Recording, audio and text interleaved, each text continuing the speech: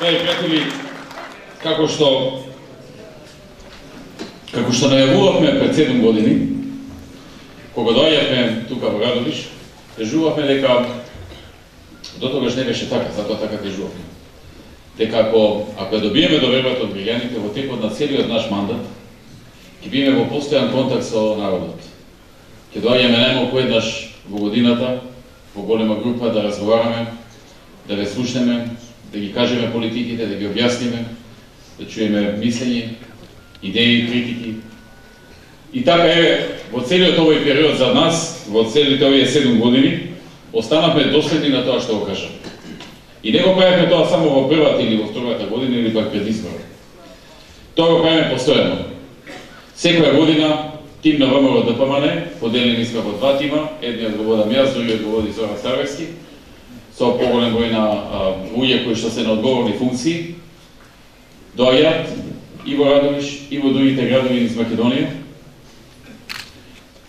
за директно соочување со граѓаните, за објаснување на политиките, но и за слушање на фидбек од другата страна, што народот мисли за тоа, со кои проблеми се соочува, што предлага, каде смета дека грешиме, каде смета дека тераме добро, бидејќи само така на правилен начин се одржува чувството на реалноста на секој еден кој што добива одговорна функција, да не застрани, да не почне да верува дека светот е само оној што е околу неговите канцелари, туку да знае точно во секој момент што се случува и како размислуваат луѓето и како гледаат на неговото работење, но и на политиките што владата ги споведува. Од тука во еден таков дух, еве, повторно вечера сме тука меѓу вас, и за таа цел дојдовме во поголем број, за да можеме подоцна да одговараме и на многу прашања што ќе ги поставите. Тоа е првата работа за која што можем да кажам дека останавме доследни. Останавме доследни во она што го говорихме дека ќе работиме многу. И навистина во овој период даваме се што е во наша моќ. Работиме по 12, 13, 15 сати секој ден. Често пати и за викендите, и за празниците, давајќи се од себе, да надокнадиме се што е загубено во минатото и да спроведиме што повеќе проекти, кои што ќе го подобрат животот на луѓето, кои што некому ќе му помогнат на одредена феа, на одредена групација, дали е тоа на земјоделци, дали е тоа на некој група на инженери, дали е тоа на луѓе што се во социјалната област или во образованието или во нешто друго. И така ќе продолжи. Тоа темпо на работа практично стана и дел од нашиот стил на работење и од нашиот начин на поимање на работите во политиката. Останавме доследни на она што го ветувавме како програма. Ветуваме многу предпазливо. Никогаш, ниту пред стапувањето на доаѓањето за прв пат во владата, ниту во текот на мандатот, не се дрзнавме да ветуваме нешто што не можеме да го исполниме или што не сме сигурни дека ќе го исполниме. Веројатно нешто и се случило да пропуштиме, но тоа е толку малку, што е неспоредливо со тоа што беше во минатото. И е неспоредливо со стилот на СДСМ, кои што буквално одат од град во град, од село во село и ветуваат се она што сака да слушни народот, а не она што тие може да го испорачат. Че многу е лесно да се вети тоа што некој сака да го слушне. Но да се испорача, тоа е нешто друго. И затоа ние се трудиме да испорачаме се што можеме, но сме многу внимателни кога ветуваме. И од тие причини често пати се случува да исполниме нешто што не сме го ветили. Во даден момент не сме били сигурни, сме проценили дека ризично ако го ветиме, ризично е по нашата репутација, затоа што ако оваа година ви го ветам, а следната не сум го исполнил, а сум ветил, не знам, за 2, 3, 5 месеци ќе биде, тогаш кој е моето лице тука го ќе биде? И лицето на останатите. И затоа останавме многу различни со нашиот политички конкурент и во темпото на работа, и во соочувањето со народот, но и во внимателноста што да се ветува тоа што си сигурен дека можеш да го испорачаш, да го исполниш. Останавме доследни и за многу други работи. останавме доследни за она што го нарекуваме континуирани промени и реформи. Затоа што по секој сектор потребни се постојани подобрувања. Не е доволно само еден или повеќе чекови. И често пати голем дел од програмата се завршува и многу порано, а потоа се оди чекор понатаму. Сме ветиле до некаде нешто, сме го исполниле, ајде да видиме ако можеме и повеќе и надвор од тоа што сме го ветиле. Така што остануваме остануваме доследни на континуирани реформи. Кога велам реформи, мислам на мерки и чекови со кои што се подобрува квалитетот на живот на граѓаните, на сите или на, како што кажа преходно, на групации граѓани во различни сектори, во различни сфери. И така и ќе продолжиме. Луѓето гледаат и ценат. Многу е лесно денеска да се излези да се каже се што сакаме да кажеме, се што ќе прочитаме на секаде низ светот некој што ветил, да собереме, тоа е многу лесно, денеска има интернет, правите ветим, седнува на интернет, работи неколку дена, вади како што ветувале ваму, што ветувале таму, што ветувале, излегувате, ветувате. Меѓутоа, не е слушено. Не е слушено што ВМРО-ДПМН е 7 години на власт и 7 пати поред на избори ја добива довербата на граѓаните. Тоа е затоа што луѓето гледаат дека тоа што го работиме од срце, го работиме внимателно, без некого да сакаме да извлашиме или да го купиме привремено неговиот глас, не мислејќи за потоа. И затоа ќе продолжиме во тој стил. Што сакат нека ветуваат другите. Сите знаеме кој е нивниот капацитет и нивното минато. Знаеме кога биле на власт што направиле, колку направиле и колку од тоа што го ветиле го исполниле. Еве ова сега што е последното, дека ќе враќаат ДДВ, например, го ветиле во 2002, ние сме го заборавиле тоа. Претпоставувам и вие сте го заборавиле. Сега излезе некаде по медиумите, дел од некоја нивна програма во тоа време и дел од нивни настапи, дека они уште тогаш ветиле. Па имале 4 години на власт, тотално го заборавиле тоа. И народот го заборавиле. И сега па го ветуваат. Тука има една сериозна разлика, ќе се согласите. И тука остануваме доследни. Не дека не може и нас да ни се случи некогаш нешто да сгрешиме, да пропуштиме, некога се случува во моментот кога ветувате, убедени сте дека може, па ќе излезе после некои непредвидени проблеми, не може, ама тоа не може да биде за секоја втора работа. Тоа може да биде многу ретко. Од 100 пати, еднаш, 2 пати се случи такво нешто.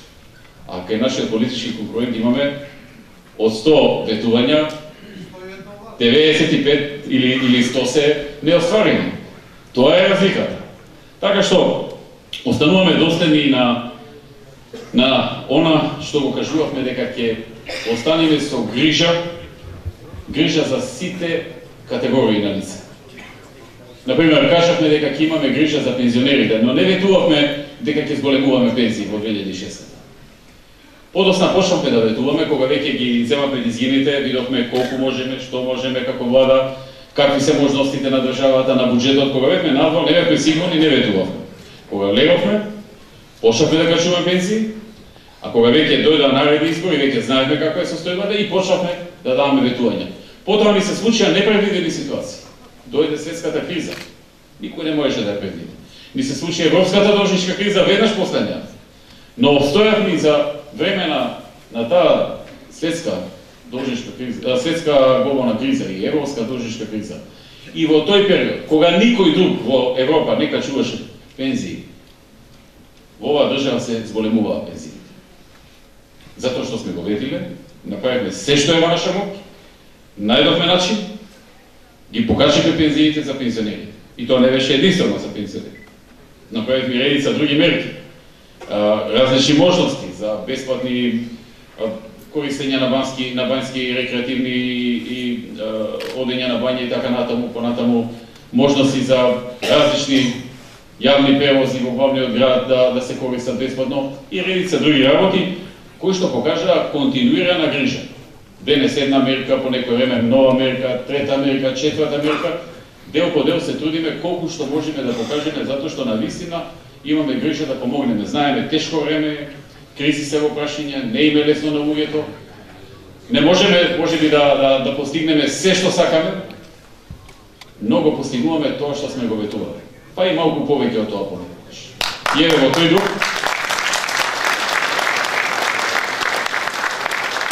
Во тој дух, неодамна се донесе буџетот, односно сега ќе се донесе буџетот, се донесе првата фаза.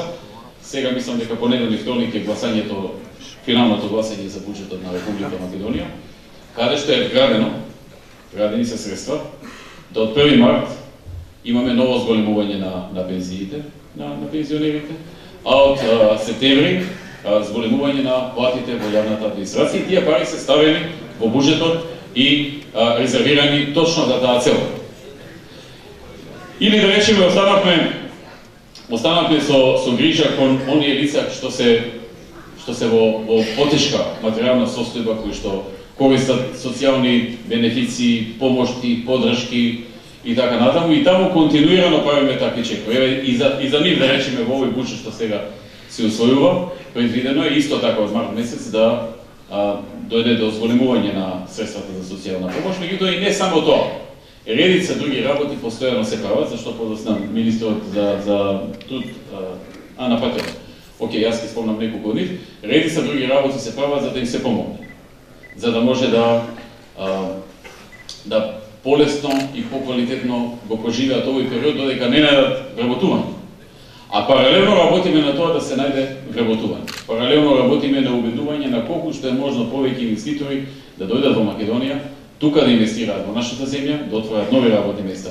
Еве вчера ни израдува еден германски гигант кој што дојде во Скопје, потпиша договор и најави дека во првиот квартал, значи некаде до март-април, ќе ја почне градбата на неговата нова фабрика во близина на Велес и ќе вработи околу 600 лица. Ние тоа го имавме како информација уште во март минатата година, но не смеевме да спомнуваме имиња, требаше да се изработи целата процедура до моментот додека да дојде тој да потпише и самиот да се легитимира и да се каже. Вчера дојде, се легитимираше, кажа 600 вработувања со можност за проширување, бидејќи земаат плацови за повеќе фабрики, не земаат земја. Земаат плацови за повеќе, тоа е сигнал дека откако ова ќе го завршат со овие 600 вработувања, дека ќе одат и на чекор повеќе, што е работа што радува. А паралелно сме во длабоки разговори со многу други компании кои што се во завршна фаза на носење одлука каде ќе инвестираат, дали во Македонија или во друга земја, и сме влезени во оној потесен круг на 2-3 земји и кои што се мислат и треба да донесат одлука. Се со цел да возможиме отворање на нови работни места, бидејќи тоа е крајната цел на сите наши економски политики. Отворање на нови работни места со цел да се работат што е можно повеќе граѓани.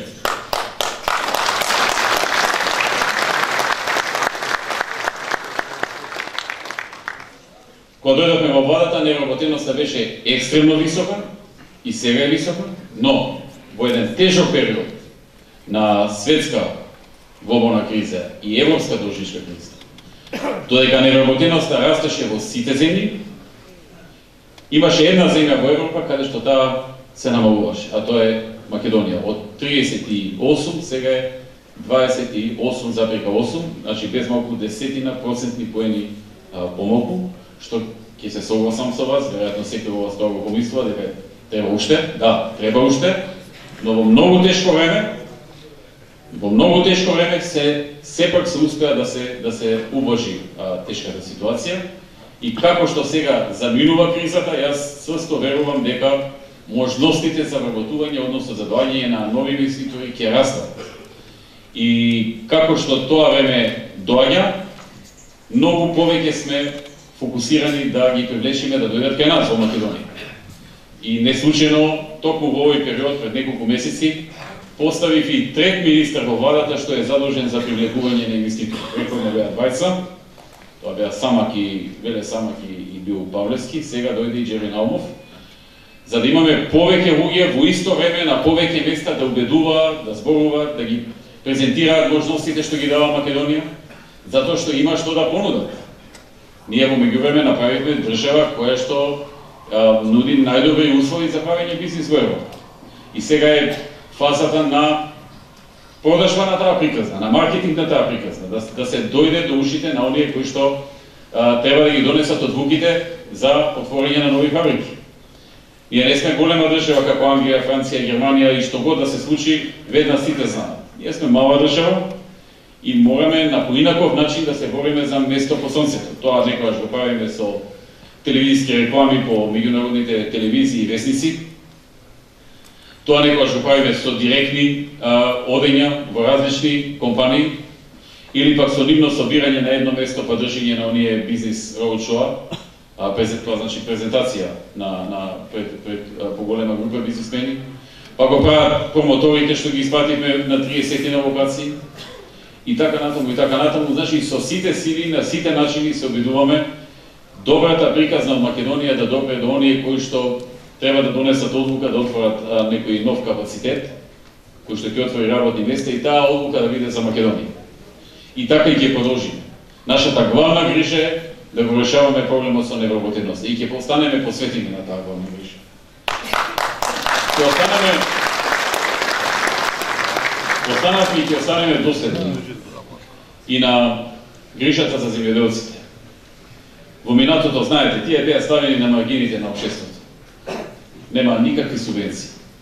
Во последната година, пред да падне од вас СДСМ, се направи еден голем штрајк на земјоделците пред валата, се сеќавате, можеби тутунарите се собра, и тогаш со сила на приликата извадија од некаде 5 милиони евра за да го стиша штрајкот. И тоа беше единственото нешто што може да се нарече субвенција, тие 5 милиони евра што ги дадува пред изборите. Сега даваме годишно, значи не еднократно, годишно по 135, по 140 милиони евра. Еве оваа година е година кога додуваме 135, а веќе во буџетот за следната се резервирани 140 милиони евра, нови 140, не овие 135 пуштете, него нови 140 милиони евра. Помагаме на сите можни начини, успеавме да привлечеме и ИПАР фондови преку Европската унија, тоа се дополнителни пари, за кои што секој еден кој што ќе ги исполни условите може да добие пари за инвестирање во земјоделие. Помагаме сега да се создадат земјоделски задруги, многу важна работа, затоа што имаме многу раситнети земјоделци. И купците од странство не се заинтересирани за такви мали количини. Доаѓаат, викаат, многу ситни земјоделци имате, не можеме, сакаме голема количина на еден производ. Таа голема за нив не е голема, таа е за нас голема. Некој ако има 10 хектари, он мисли дека е голема, ама производот од 10 хектари за некој купец од Германија е толку ситен што не му се исплати да прави аранжмани. Тој сака аранжман од огромна плантажа на некој производ, па сака да му уедначен производ, да е исти. Не тука помали патежаните, тамо поголеми, тука вакви, тука поблаги, тамо помалку влаги. Не проаѓа тоа. Па сака еднакво да се пакувани. Па треба некој прво да го најдете. Значи треба да има менаџер кој што ќе оди, ќе бара, ќе договара. Не може земјоделецот од нива да оди во Германија да се договара со супермаркет, да му го купат производ. Не може. Никаде тоа не се случува. Не е до земјоделецот. Земјоделецот си ја знае работата да го произведе. Треба некој кој што ќе знае да го продаде, ќе знае да го спакува, ќе знае да го уедначи квалитетот. Сега на тоа сме фокусирани. Значи да ги помогнеме финансиски. Например, една од помошта е 3 години сега кој ќе создаде задруга, 3 години менаџерот ќе го плаќа државата. Го плаќа плата, да брка работа, да оди, да бара купци, да гледа да најде преку ИПАР програма и други пари за механизација, да се грижи да ги попуни сите формулари, се што треба, да земјоделецот си ја тера својата работа, овој да брка работата за цела група заедно, да разменуваат кога имаат механизација, некој има повеќе една механизација, друг има повеќе од друга механизација, ќе може да разменуваат во задрugата. Секој ќе си остане свој на своето. И никој ништо нема никому да земе. Ама кога се заедно, здружени, кога имаат и заедничка логистика, и за маркетинг, и за барање нови пазари, и за искористување на механизацијата, и за различни други работи, тогаш се посебни. И не е случајно што во цел свет задругарството е нешто што е многу применето и не случајно и во минатото беше. После дојде раскршкувањето во 90-тите години. Во онаа приватизација дојде, се раскршнија сите земјоделски задруги. Сега го враќаме тоа. Така што остануваме со посветеност и со грижа и на тој дел.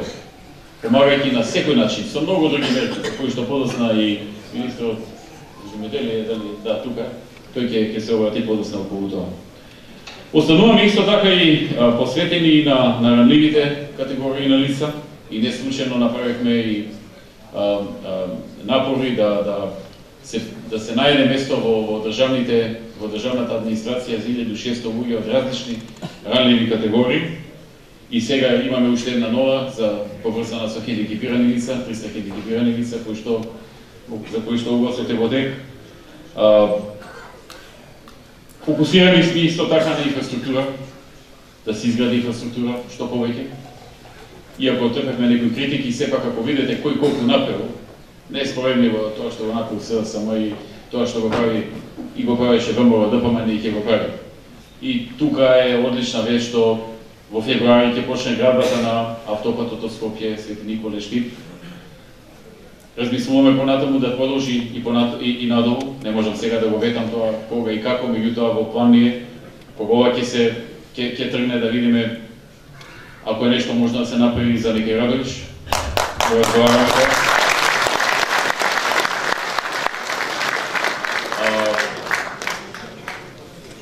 Исто така ќе почне градбата и на патот од Охрид до Кишево. Размислуваме сега да најдеме начини од Кишево до Гостева. На тоа сме исто така фокусирани и на други автопатски делници, но и на регионални патишта и на локални патишта. Тоа се патишта што луѓето иначе се ги повестат, локалните и регионалните. Така што прилично сме фокусирани на тоа и доста се градеше во минатиот период и не случајно градежништвото е тоа што ја влече економијата во овој тежок период. Колку и да не критикува зошто се граде ова, зошто се граде тоа, погледнете ги сите статистики, што ја влечеше економијата во годините на светска криза и на европска должничка криза. Главната локомотива на економијата беше градежништвото. Во тешките времења. Кога ќе дојдат подобри времења и другите сектори можеби ќе бидат влечна сила. Но во тешки времења градежништвото е, затоа што тоа па е поврзано со 26 други гранки. Кога тоа работат и тие. Кога се гради зграда, има и плочки да се набават од некаде, и паркет, и корнизи, и не знам што, и сјалици, и така натаму, тоа влече. Така што бевме доста фокусирани на сите делови во градежништвото и ќе останеме фокусирани во тој дел. Една од нашите главни грижи е образованието. Затоа што јас го имам спомнато во некои прилики и тоа, но ќе потсетам. Главниот начин да се придвижи земјата напред за краток период е образованието. Може би некому не му изгледа краток период од 7, 10 или 12 години, но главните успеси што ги постигнале земји што биле неразвиени и што за 10 на 15 години станале развиени, се должат меѓу другото на образованието. Ако има 3 столба на тој успех, еден од нив сигурно е образованието. И во тој поглед не случајно направивме многу чекови, кои што се поздравени секаде низ светот кај што одиме. И тоа го правиме од повеќе причини. Прво да им помогнеме на луѓето да добијат повеќе знаење и подобро се снаоѓаат и полесно да си наоѓаат работа. Второ, да пратиме сигнал кон инвеститорите дека ова е земја каде што освен што има ниски трошоци за правење бизнис, тука има и одлично образована работна сила која што е подготвена да се приклучи на нивните нови компании. Бидејќи едно од првите прашања на компаниите што размислуваат да дојдете, имате ли доволен број на образовани луѓе кои што ќе работат кај мене?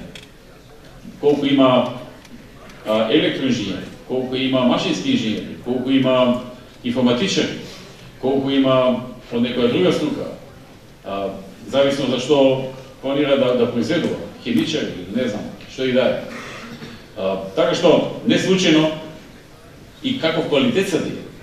Може да има дипломи колку сакате, но ако нема знаење, џабе е дипломата. Една недела, две на работа, после ќе му се заблагодарат на тој што не знае. Затоа вложивме многу во квалитетот и на основното образование, и на средното, и на факултетското образование.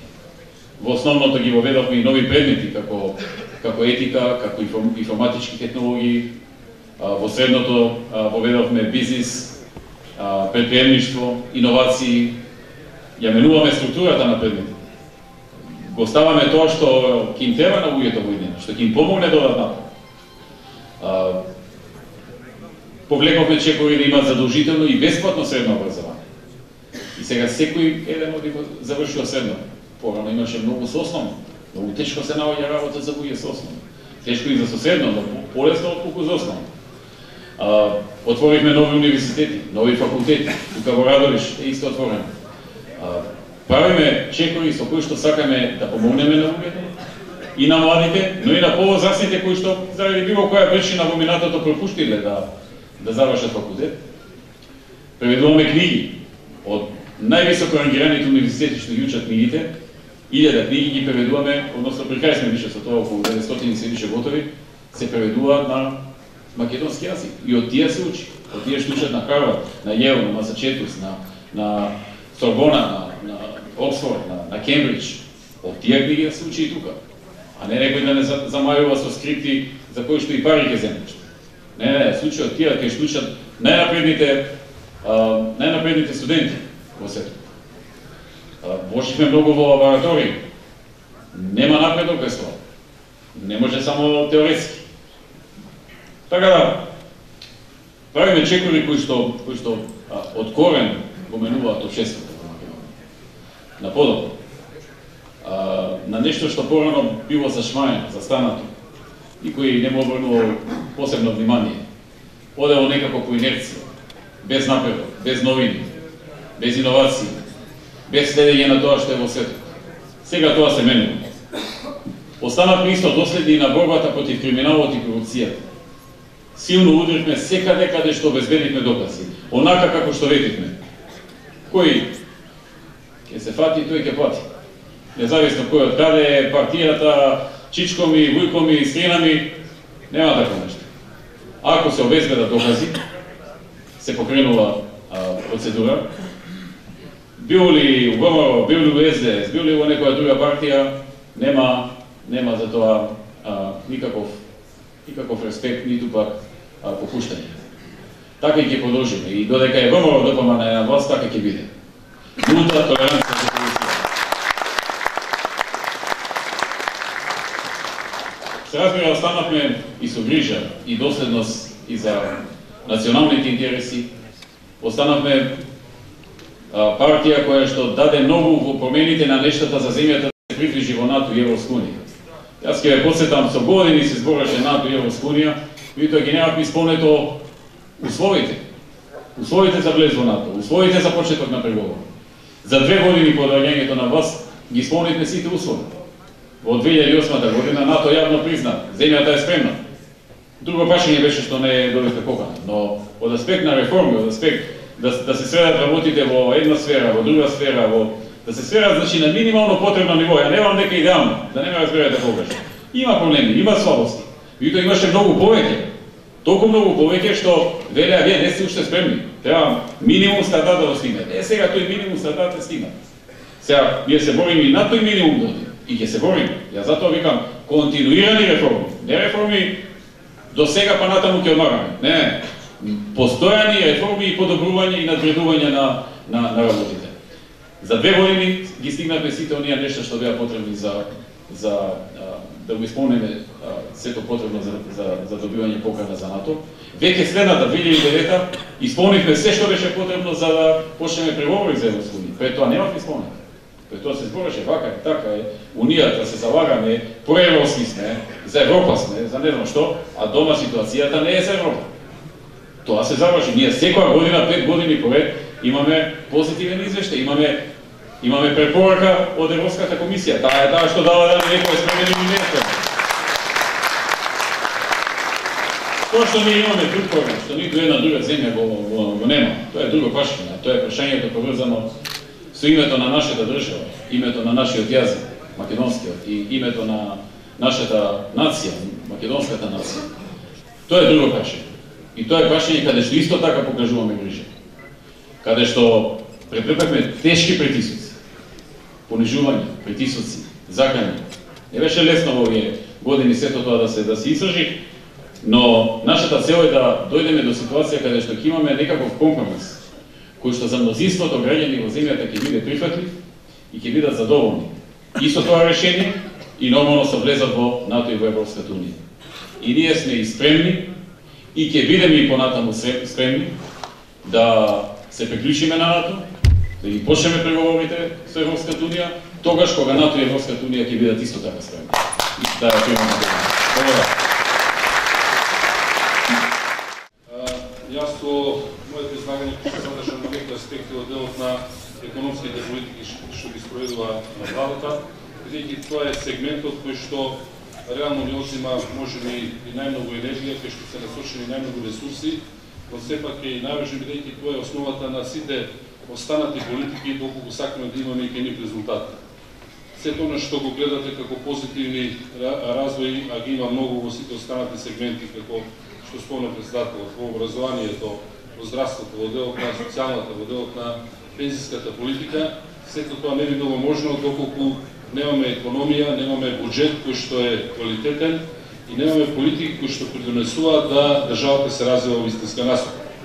И токму затоа ќе кажам малку за оваа област. Значи, кога се говори за економијата, она што е задача на државата во современите општества е да создаде поволни услови за компаниите да може да функционираат. Значи, не е улогата на државата да гради фабрики, но улогата на државата е да создаде поволна даночна клима, да создаде поволна инфраструктура, да создаде поволно регулаторно окружување, значи законите, подзаконски акти да се како што треба, со цел да може сите оние кои што имаат намера да се бават со бизнис, да можат полесно да ги реализираат своите планови. Бидејќи ако тие ги реализираат своите планови, ќе се отворат нови работни места, има приходи во буџетската каса и можеме сите останати потреби на општеството да ги задоволиме. Тоа е сегментот на кој што ниту една влада претходно сериозно се немаше зафатено да од корен почне да ги менува работите. Бидејќи она што го кажа и премиерот, лесно е некој декларативно да кажува дека сакаме да ја подобриме бизнес климата, но сосема е различно дали има капацитет, знаење и посветеност тоа да го направи и кои му се реално резултатите што ги постигнува. Ние започнаме со реформа во речиси сите сегменти и секаде каде што ќе погледнете, постигнувањата се навистина големи. Се направија масовни промени во работата на катастар. Од една зашмаена институција, која што порано беше речиси невозможно да се добие точен имотен лист, затоа што секој пат кога некој купуваше се плашеше дали е вистинит, дали може би негде во меѓувреме некој него препродал тој имот, па да не е тоа забележено во катастарот, каде што се чекаше со недели за да се дојде до имотен лист, каде што се плаќаа многу пари. Ние направивме институција каде што целото земјиште е дигитално внесено, се наоѓа во компјутер, многу од институциите во системот можат по интернет и граѓаните можат по интернет да проверат за имотната состојба на голем број на имоти, се екипираше кадровски, се направија проекти заедно со Светската банка кои го дигнаа катастарот на едно од највисоките нивоа во регионот. Денеска луѓето од катастарот се барани како експерти од Светската банка да одат по други држави за да ги накажуваат нашите искуства. Поврзан сегмент со тоа е работата на Централниот регистар, кој што исто како институција до пред 10 години не ни постоеше. Денеска Централниот регистар, онаму каде што се регистрира фирма, е најдобриот централен регистар во Европа, а меѓу 5 најдобри во светот. Значи, институција која што не постоела во рок од 10 години, особено под работата на оваа влада, воспоставена во времето кога премиерот беше министер за финансии, значи денес имаме една од најдобрите институции на светско ниво со која што можеме да се гордееме. Ако ги погледнеме и другите институции што се врзани со економијата, управата за јавни приходи, царинската управа, огромен број на реформи, огромен број на проекти. Од тоа да може значи на се поголем број на премини да се врши царинење, се возможи на компаниите сами да може да вршат царинење на робата, се поедноставија постапките за царинење, голем број од давачките што ги плаќа компаниите или и процедурите или се поедноставени во меѓувреме, или се целосно елиминирани, а трошоците за тоа се драстично намалени. Добрите компании денес не мора да одат до царина, сами ја вршат царинската постапка. Исто и со управата за јавни приходи. Од институција која што порано значи беше исто некако на маргините и каде што даночната евазија цветаше низ државата, се создаде институција која што е на светско ниво. Во денеска во управата за јавни приходи има тренинг центар кој повторно се користи од голем број државите во регионот. Толку под проекти под раководство на оваа влада.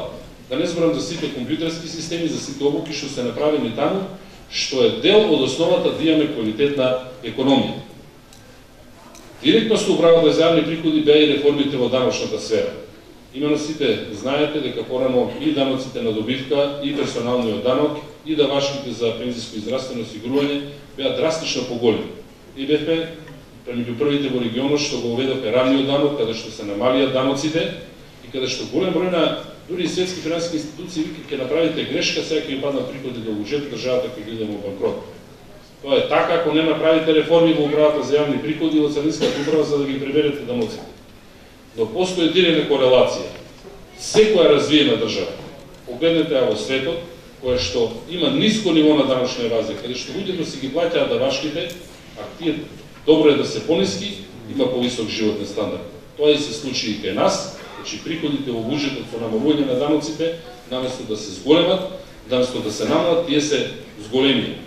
Што значи, за народот имаме понисок даночен товар, значи за луѓето, за компаниите, но сите оние кои што порано правиле даночна евазија, а тоа биле бизнисмени кои што пред оваа влада биле блиски до власта, сега веќе мораат да си ги плаќаат давашките. И тоа е тој рамноправен третман кој што возможува општеството да функционира. Голем број на реформи се направи во сферата на регулативата. Значи, се започна еден проект, наречен регулаторна гилјотина, што неколку сите министри беа вклучени во целиот тој процес, да едноставно елиминираме се она што е непотребен товар од аспект на процедура, од аспект на закон, од аспект на подзаконски акт на компании. Затекнахме ние подзаконски акти што важеа во Република Македонија уште од 73-75 година, каде што се повикуваат и органите на се уште на непостоешка држава на Социјалистичка федеративна Република Југославија. Сето тоа беше елиминирано во една голема активност и е нешто како процес што континуирано се работи. Значи, ова во комбинација со подобрувањето на инфраструктурата, сега ќе говорам малку и за тоа, е она што е потребно за да имаме функционална економија. И резултатите, токму овие странски инвестиции што доаѓаат, не се случаи. Подобрувањата во сите овие сегменти, кога ќе ги соберете заедно, се мерат од страна на Светската банка и тоа е она што ние го кажуваме подобрувањето на Македонија по условите за водење на бизнес. Од 94-то место во 2006 година, значи тогаш Македонија од Светската банка била рангирана од 180 држави тогаш оценувала Светската банка на 94-то место. Значи во втората половина на држави во светот сме били. Денес, значи проширена е листата на земји што Светската банка ги анализира на 185 или 186 мислам во последниот извештај, а Македонија се наоѓа на 25-то место.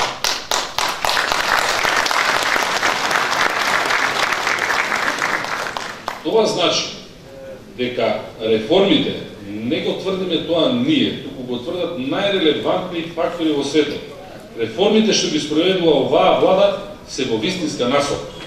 Она што е потребно е да истраеме на тој пат со таа енергија, со таа посветеност уште 10 на 15 години, можеби и подолго, бидејќи колку им требало и на некои од најразвиените држави за да стигнат до повисоки стапки на раст. Тогаш ќе го постигнеме, но само треба да се истраи на овој пат, на овој начин на работа и ги постигнеме и животниот стандард кој што постои во Западна Европа. Постепено, бројот на странски инвестиции ќе се зголемува, постепено домашните инвестиции ќе растат, постепено бројот на вработување ќе се зголемува, стапката на вработеност ќе паѓа, просечната плата ќе се зголемува, сето она што веќе е почнато да се движи како тренд и тоа во години кога владееше и економска криза прво во светот во 2009-2010, а подоцна 2011-2012 година должничката криза во Европа. Значи ние успеавме овакви постигнувања да направиме во момент кога другите држави се бореа да се зачуваат економијата, да се зачуваат колку толку статусот што го имаат. Додека тие стагнираа, во Македонија, повторно ќе речам, во многу тешки услови се направија значителни подобрувања. Во близината на Скопје, но она што ви го велам, едно е некој декларативно да збори, да се најде на телевизија и да кажува ќе направиме ова, ќе направиме она, сосема друго е што е потребно како знаење, енергија за реално тоа да го реализира. Ова влада за прв пат реализира слободни економски зони. За прв пат странски големи мултинационални компании доаѓаат во Македонија. Нешто што порано било мислено имене. Единствени странски инвестиции кои што доаѓаа порано во Македонија беа инвестициите кога требаше да се изгради некој супермаркет или ако требаше да се приватизира некоја фабрика, па некој приватен бизнисмен, односно некој транзиционен бизнисмен да стави некој пари во джеб. Но немаше гринфилд инвестиции. Немаше странска компанија која што само извезува, а тука ќе функционира да дојде во Македонија. Прв пат тоа се случува од оваа влада. И една таква зона, здравје Боже, значи, во следната година ќе биде отворена и во Радовиш.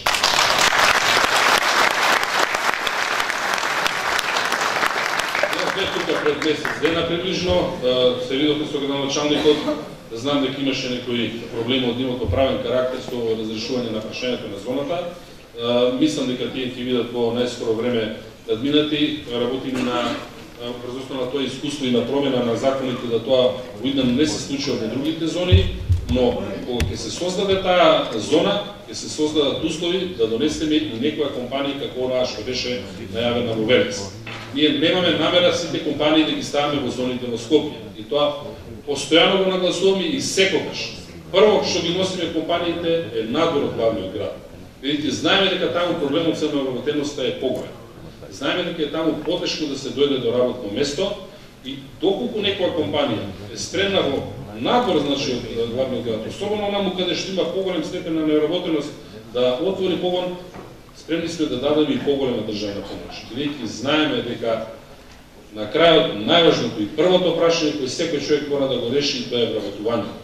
Точно е, потоа ќе дојде и прашањето и на образование, и на какви се улиците, и дали имаме водовод, дали имаме канализација, дали градинката функционира добро, дали имаме таква или онаква машина во локалната болница, но секој човек знае и за тоа најважниот приоритет е отварањето на нови работни места.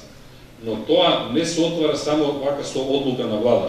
Потребно е сите овие работи што ги кажав, и ова поможете го со 1000 во реалноста, бидејќи има многу работи кои што времето не дозволува да се кажат, резултираат со клима која понатаму ќе создаде нови работни места. Делот на инфраструктурата, она што го спомна премиерот, е подеднако важен во тој сегмент.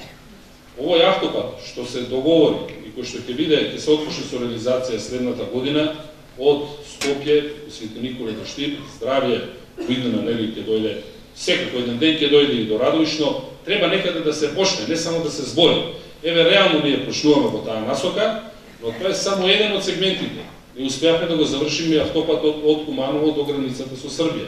Успеавме да завршиме обиколницата околу главниот град. Успеавме да испреговараме и финансиски услови и сега се гради последната делница од автопатот по трансверзалата север-југ од Емиркапија до Смокица од должина 28 км.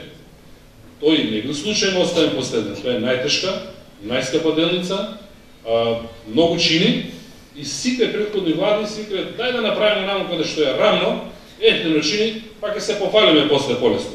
Па нека му ја мисли некој друг после тоа. Ние не го имаме тој пристап. Дај да ги решиме најтешките проблеми прво, па подосна ќе биде полесно за останатите генерации, бидејќи нема одлагање на проблемот. Секој треба да направи максимум денес за својата држава, доколку сака утре неговите генерации, неговото потомство да живее подобар живот.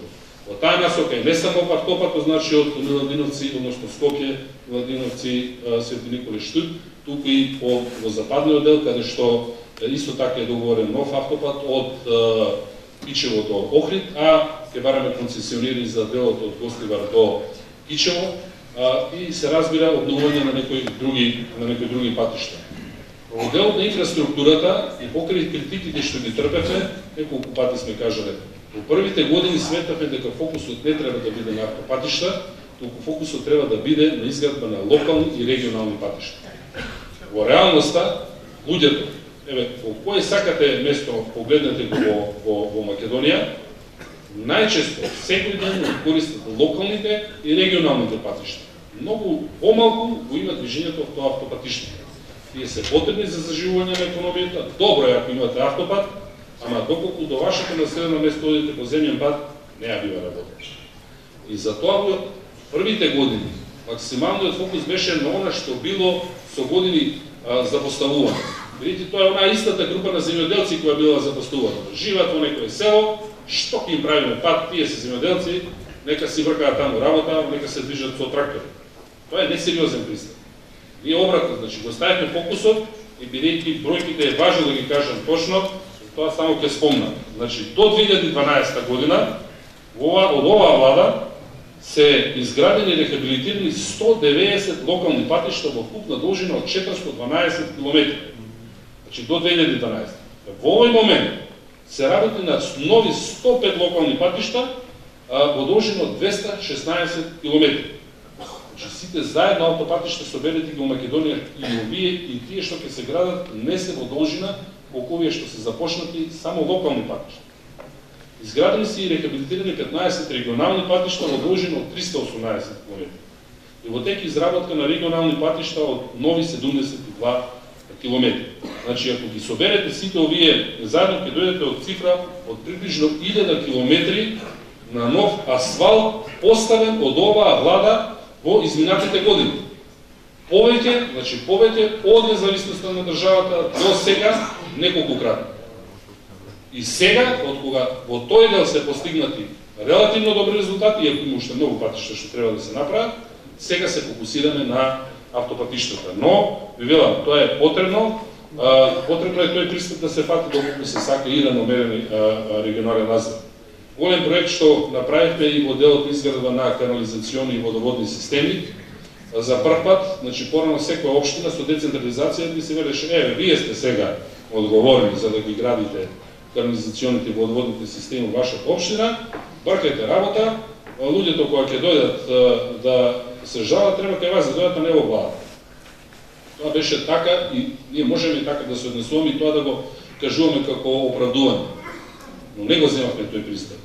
Испреговарахме со Европската инвестициона банка до заем 50 милиони евра, кој што како грант, значи како поклон, без пари, без потреба да се враќа, го поделихме по општините за решавање на овој проблем.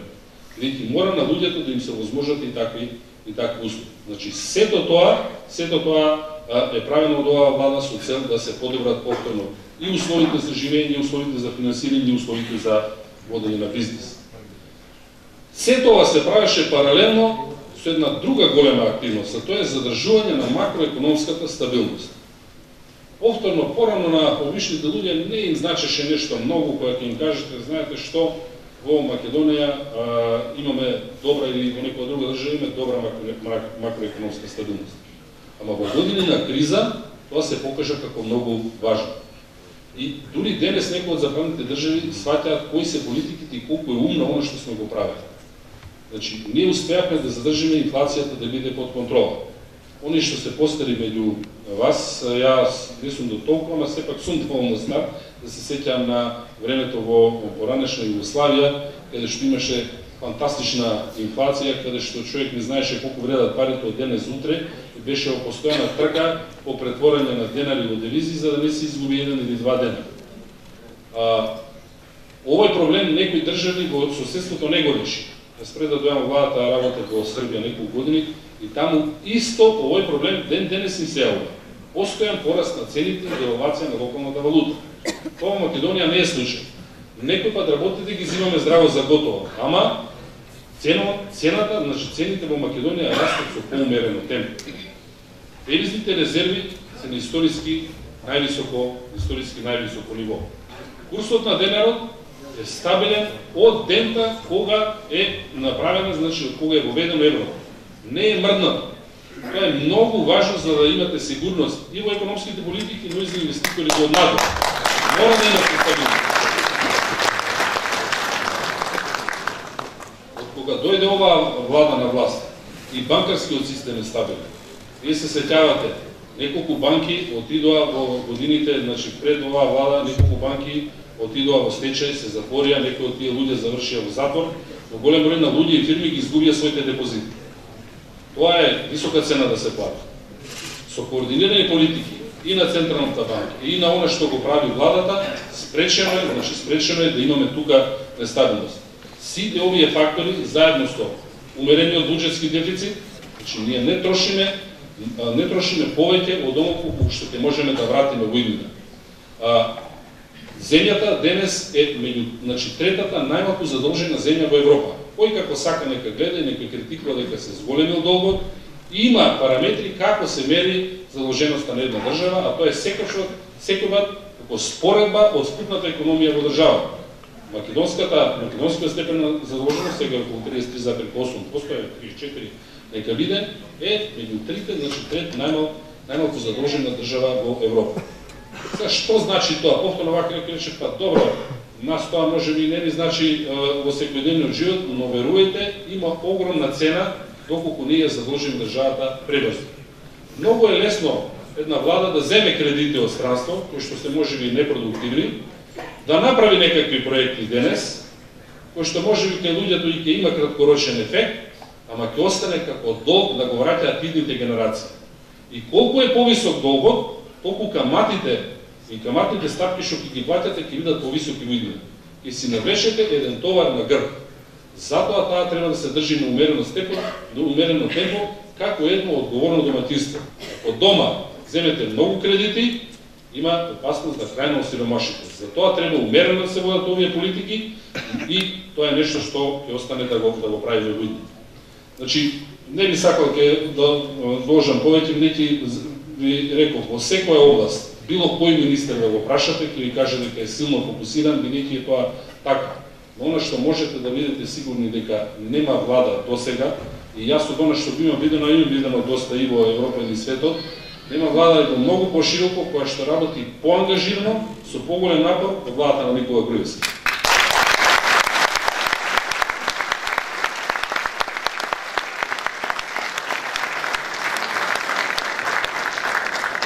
Бидете сигурни, резултатите, оние што се остварени, не се лоши, но како што ќе се здравува европската економија, тие ќе стануваат уште подобри, ќе има уште поголем број на странски инвестиции, најмногу ќе имаме домашни инвестиции, бидејќи тие сепак ќе бидат основата на нашата економија и сите ќе дојдеме до момент до она што го посекуваме малку повисок животен стандард и многу поголема стапка на вработеност. Ви благодарам да сте живи и здрави. Благодарам. Министерот за земјоделие. Премиерот во самото негово говорење даде едно добро продолжение и основните траси на политиката на владата на Република Македонија во делот на земјоделството. Јас само ќе потсетам на кратко на некои од битните елементи кои што ги наследиме. Значи, тотално девастирано, пропастено земјоделство, уништени големи системи земјоделски. И она што е најбитно, а што ни беше нас репер како почеток да можеме да почнеме, распределено земјиште од 96.000 хектари државно земјоделско земјиште само на 412 лица, што физички, што правни. Ние, спротивно на претходната влада, на таа нејзина политика, поведовме на агресивна политика во делот на распределбата на државното земјоделско земјиште, често, праведно и правично. 10 хектари за секој оној кој што сака да го обработува земјиштето.